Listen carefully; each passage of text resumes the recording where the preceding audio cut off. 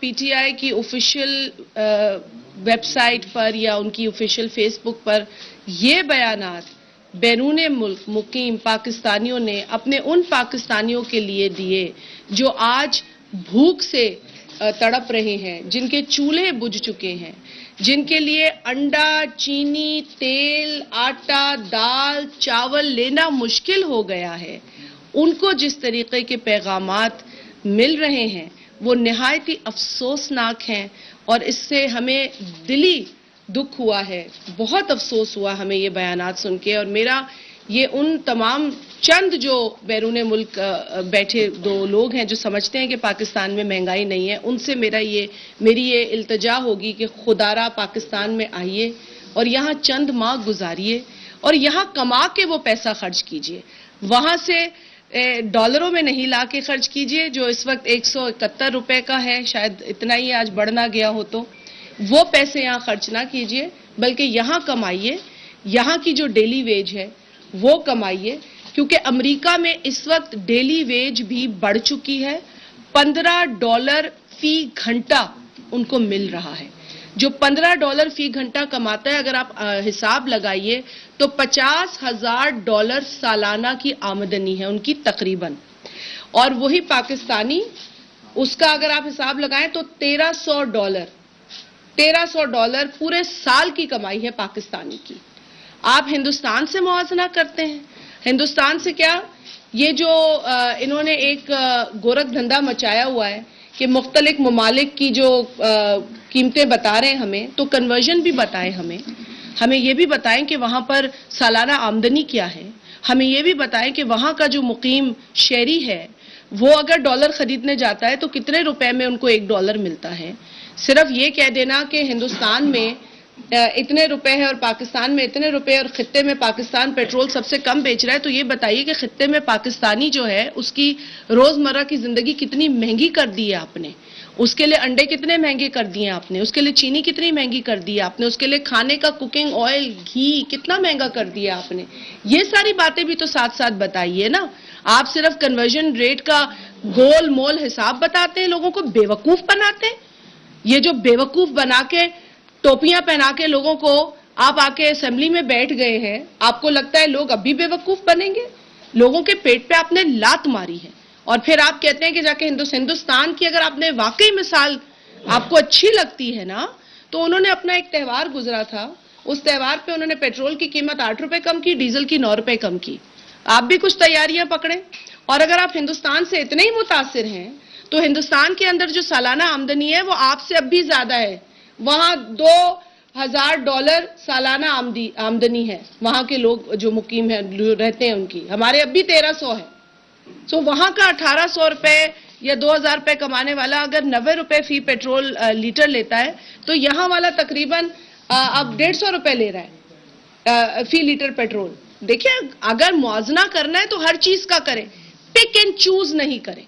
ये जो आपको इमरान खान को कोई तकरीर लिख के दे देता है ना, वो उसका बड़ा दुश्मन है, क्योंकि वो उसको सारे गलत कैलकुलेशन देता है और फिर एक दिन गलत कैलकुलेशन होती है, दूसरे दिन उसकी सफाइयां पेश करते हैं, गलती की सफाइयां पेश करते हैं। अरे भाई, कबूल करो कि तुमसे गलती हो गई, तुमसे भंड हो गया बहुत बड़ा।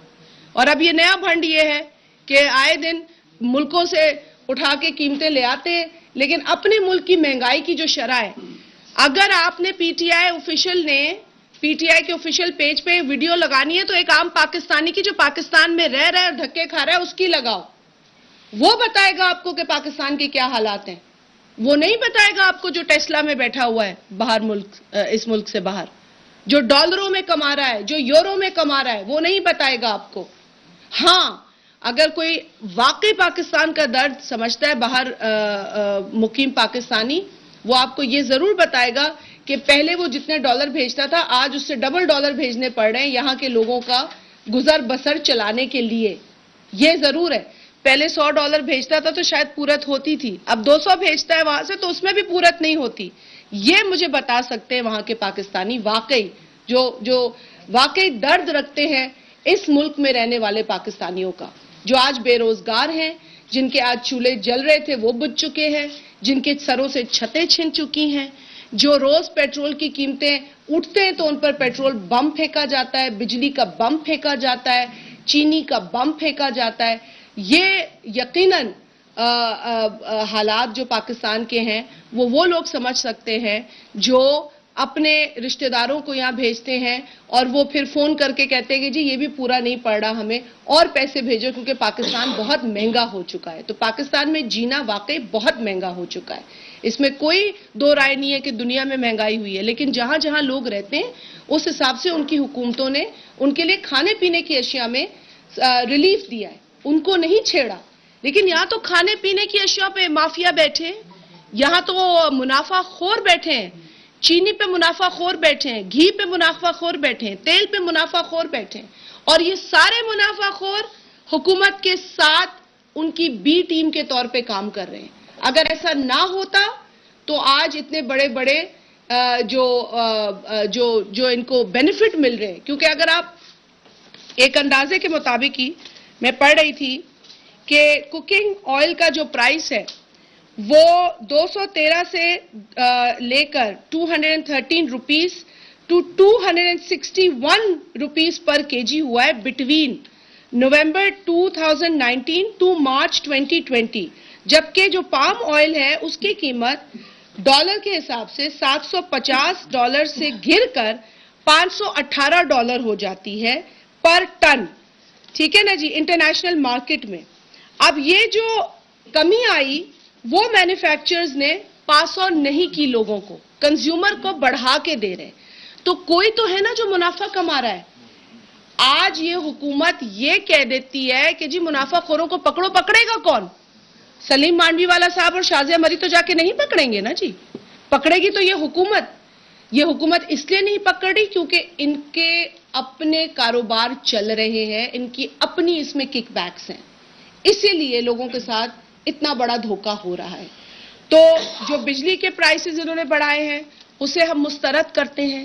جو پیٹرول کی قیمتیں انہوں نے اب 13-14 مرتبہ بڑھا چکے ہیں, ہم ان تمام اقدامات کو مسترد کرتے ہیں. ہم مطالبہ کرتے ہیں اس حکومت سے کہ وہ ہوش کے ناخن لے اور لوگوں کی زندگیوں سے ایسے نہ کھیلے, کیونکہ آج جس طرح کی مہنگائی ہے, ایک جو عام پاکستانی گھر چلا رہا ہے وہ یا اپنے بچوں کو پڑھاتا ہے یا اپنا علاج کراتا ہے. اگر اپنا علاج کراتا ہے تو بچے نہیں پڑھا سکتا, اگر یہ دونوں کام کرتا ہے تو بچوں کی شادی نہیں کر سکتا. تو آج جو ان کی پرائیورٹیز ہیں اس میں بھی ان کو پرائیورٹیز تلاش کرنی پڑتی ہیں. آج جو ترجیحات تھی نا ان میں بھی ترجیحات ڈھونڈنی پڑتی ہیں کہ میں کھاؤں یا بچوں کو پڑھاؤں, بجلی کا بل دوں. یہ عمران خان کہتا تھا کہ بجلی کا بل زیادہ ہے اسے پھاڑ دو. آج کیوں نہیں یہ درس دیتا عمران خان کہ بجلی کا بل پھاڑ دو؟ عمران خان کہتا تھا کہ جب پیٹرول کی قیمت بڑھتی ہے تو حکمران چور ہوتا ہے. سمجھ لینا حکمران چور ہے. آج ہم بھی سمجھ گئے ہیں کہ عمران خان چور ہے, کیونکہ عمران خان نے جتنی مرتبہ پیٹرول بڑھایا ہے اس حساب سے عمران خان پاکستان کی تاریخ میں سب سے بڑا چور ہے.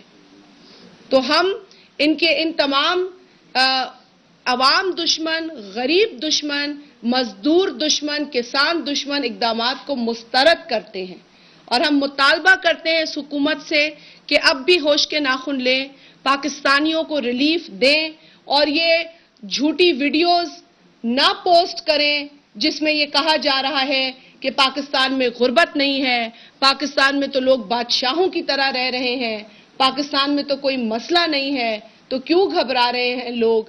تو خدا را پاکستانیوں کا مذاق نہ بنایا جائے.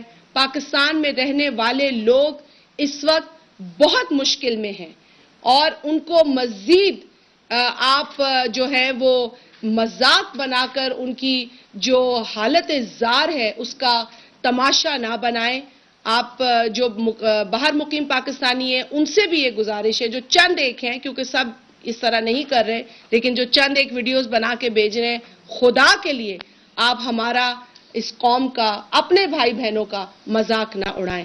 سلیم مانڈوی والا صاحب بھی بات کریں گے. نیب کے حوالے سے ہم نے بات آپ سے کرنی ہے کیونکہ اس وقت اکاؤنٹیبلٹی تو نظر نہیں آ رہی ہے. اکاؤنٹیبلٹی کے نام پر انتقام. جنرل کی بھی جو مدت بڑھائی تھی آرڈیننس کے ذریعے, وہ آرڈیننس ختم ہو گیا ہے اکتوبر کے اندر, اور آج بھی اس کی لیجسلیشن نہیں ہوئی ہے. تو غیر قانونی طور پہ پروسیکیوٹر جنرل بھی بیٹھے ہیں. سلیم مانوی والا صاحب کی کوششوں سے کچھ بڑے انکشافات جو ہیں وہ ہوئے ہیں اور اس پر بھی ہم بات کریں گے. نیب کی جو اس وقت کی انتقامی کارروائی ہے اس کی مذمت کرتے ہیں. خورشید شاہ صاحب باعزت بیل لے کر آئے ہیں لیکن جو نقصان ان کا 2 برسوں میں ہوا ہے اس کی کون بھرپائی کرے گا, کون ازالہ کرے گا جو 2 برس کی مدت انہوں نے قید میں گزاری ہے. تو قید چاہے جیل ہو یا ہسپتال ہو, قید ہوتی ہے. اگر عمران خان کو لگتا ہے کہ اس کے ہاتھ میں لوگوں کی پگڑی اچھالنا ہے, لوگوں کی عزت اچھالنا ہے, تو وہ غلط ہے کیونکہ یہ اللہ کے ہاتھ میں ہوتا ہے. لیکن ہم اپنے کیسز کا مقابلہ کریں گے, کرتے آئے ہیں, کرتے رہیں گے. عمران خان کو چاہیے کہ وہ ڈیلیور کرے اور ہر مرتبہ اگر وفاقی حکومت سے آپ لوگ سوال کرتے ہیں ڈیلیوری پر تو وہ سندھ حکومت کا نام لیتے ہیں. سندھ حکومت ان قیمتوں کی, اس مہنگائی کی ذمہ دار نہیں ہے. اپنی کارکردگی کا جواب دیں. سندھ حکومت تو ان کو اپنے خوابوں میں بھی روز رات کو نظر آتی ہے. اور آپ سندھ حکومت اپنا جواب دے گی, آپ اپنا جواب دیں. آپ کا کیا جواب ہے, آپ اپنی بات کریں. مانویل صاحب آپ نیب کے. تھینک یو جی. بسم اللہ الرحمن الرحیم. آپ کو ابھی لیٹلی ہماری فائنانس کمیٹی میں آپ نے سنا ہوگا سینٹ کی کہ نیب پہ یہ کوشچن ہم نے کیا تھا کہ نیب نے جب سے نیب بنی ہے انہوں نے کتنی ریکوریز کی ہیں.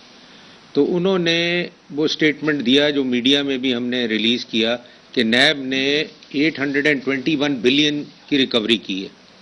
اور اس کے اندر ایک بڑا انٹرسٹنگ پارٹ تھا, اگر آپ کسی کے پاس وہ لیٹر ہو, کہ ساری ریکوریز میں 500 بلین جو تھا اس کا ہیڈ تھا انڈائریکٹ ریکوری.